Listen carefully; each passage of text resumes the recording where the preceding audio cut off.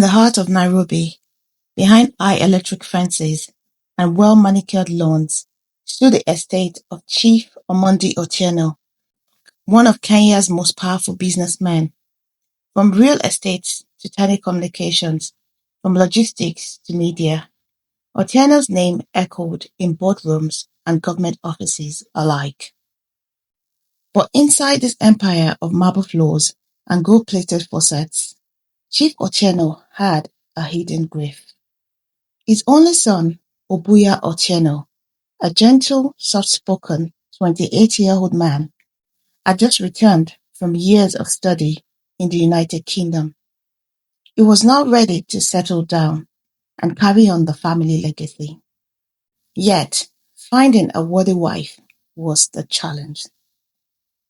"I'm tired, Papa," Obuya confessed one evening, stirring his tea. "Everyone I meet already knows my name. I don't know if they see me or just your money." Otieno looked at his son with wise, calculating eyes.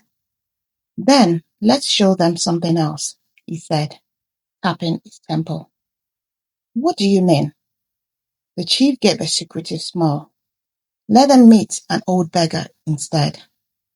One morning, he called for his trusted driver and a long-time steward, Kamar. "Kamar," he said, removing his Rolex and slipping into old tattered clothes. "I'm going to walk the streets of Nairobi as a beggar."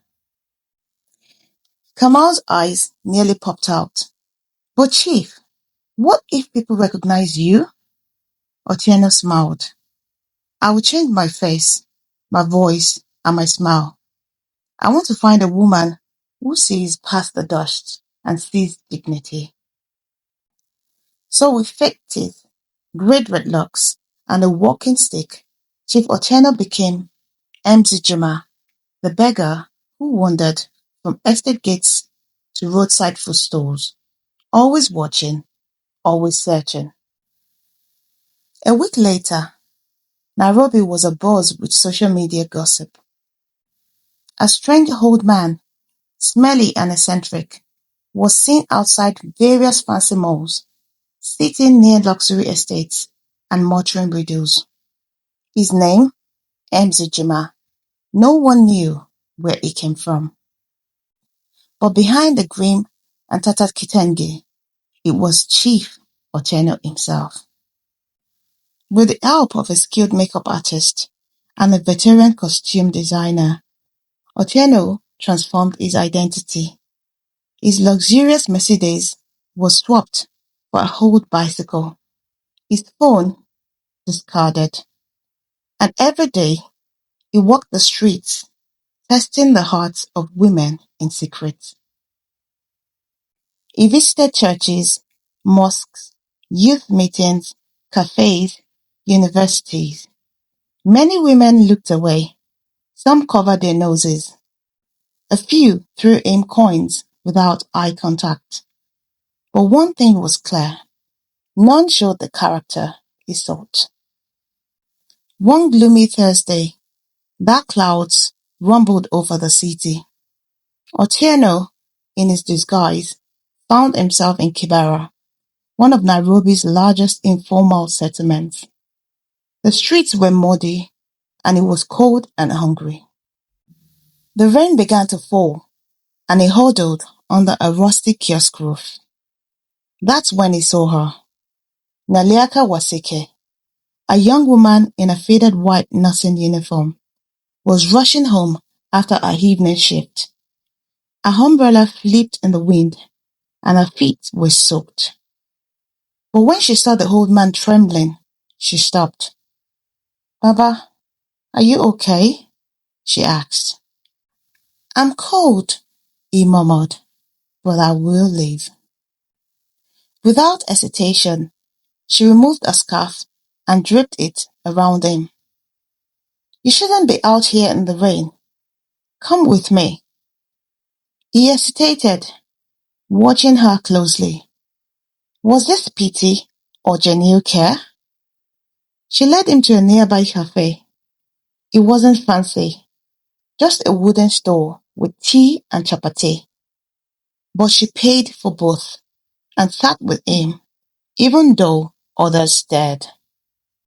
Otieno asked her questions. She answered simply, humbly. Her parents had died in a car crash years ago. She worked to pay school fees for her younger brother and sister. Every cent mattered. And yet, he asked, you give to a stranger? She smiled. A full stomach means nothing if my heart is empty. He stared, eyes narrowing behind the makeup. Over the next few weeks, Mzee Juma returned daily. Each time, Naliaka offered help. Food, water, even shelter when it rained. One day, he faked an illness, pretending to collapse on the roadside. Would she flee in fear or stay? She stayed. She called her employer, borrowed a car, and took him to a local clinic, even using her own ID to register him. Later that night, Otieno sat in his mansion, the disguise removed, thinking deeply. His heart was both touched and troubled. She's the one, he told Kamal, his trusted driver. But how would she feel knowing I deceived her? Tell her the truth, Kamal said. The right one will understand. But Otieno wasn't ready. Not yet. Without revealing the full plan, Otieno sent Obuya, his son, into Kibera with the excuse of volunteering at a local health center. There, Obuya met Naliaka as a fellow helper, posing as just another medical assistant from town. From the first day, he noticed what her father had: a grace, a compassion, a strength. She didn't try to impress. She simply was. They bonded slowly, shared lunches, laughed over cheap soda. He listened to her dreams, how she hoped to one day open a community clinic. One evening, as they packed up after a long shift, Obuya said, if you had everything you wanted, what would you do first?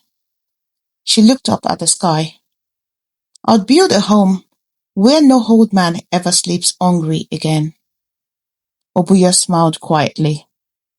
I know someone would like that. The time came, one Sunday afternoon, a convoy of luxury vehicles pulled into Kibera, drawing a crowd. Neighbors peered from windows. Mothers pulled children close. From the lead Range Rover stepped a man in a fine black agbada. It was Chief Otieno, no disguise this time. Obuya stood by his side. Naliaka opened a door in shock, recognizing the chief from TV. But her jaw dropped when she saw Mzee Juma in his true form. Baba, she whispered. Otieno stepped forward slowly. Forgive me, Naliaka. I wore rags to find riches, and I found yours. Behind him, Obuya knelt on one knee. Naliaka Wasike, will you marry me? The crowd erupted in cheers, and she burst into tears. But I'm just me, she said. And that, said Chief Otieno, is the greatest treasure all. The wedding was held on the shores of Lake Naivasha. Dignitaries and celebrities came, but all eyes were on the bride from Kibera, who walked down the aisle not in diamonds, but in a gown designed by local seamstresses. Chief Otieno gave a powerful speech. In a world obsessed with status, one woman reminded me that kindness can't be bought. My son marries not just a wife, but a legacy. The media exploded. Headlines read, "Billionaire finds daughter-in-law in slums." From Kibera to Queen, a nurse's heart wins empire. But Naliaka kept her promise. With Chief Otieno's blessing and support, she opened the Juma Foundation Clinic, named after the disguise that changed her life. And together, she and Obuya built a life not just of wealth, but of impact. Chief Otieno's story became a legend. Teachers told it in classrooms. Preachers shared it on Sundays. And every time someone walked past a beggar, they paused just in case. Because, as the chief himself once said, the one who gives without knowing who they are given to is the one truly worthy of everything. True wealth is found in the heart, not the bank. Those who love without knowing what they will gain often gain everything. So, Naliaka helped a poor old man in the rain, never knowing he was a billionaire in disguise. That single act of kindness changed her life forever. But here's the twist. Chief Otieno tested her heart through deception. Was it wise? Was it fair? Now we want to hear from you. Was Chief Otieno right to test her love that way? Can true love really break through class and status in today's world? What would you have done in Naliaka's shoes? Drop your thoughts in the comments. Let's talk. Don't forget to like, share, and subscribe to this channel if this story moved you. And hit the notification bell so you don't miss more African stories that touch the heart and stir the soul. Until next time, I remain your storyteller. Thanks for watching.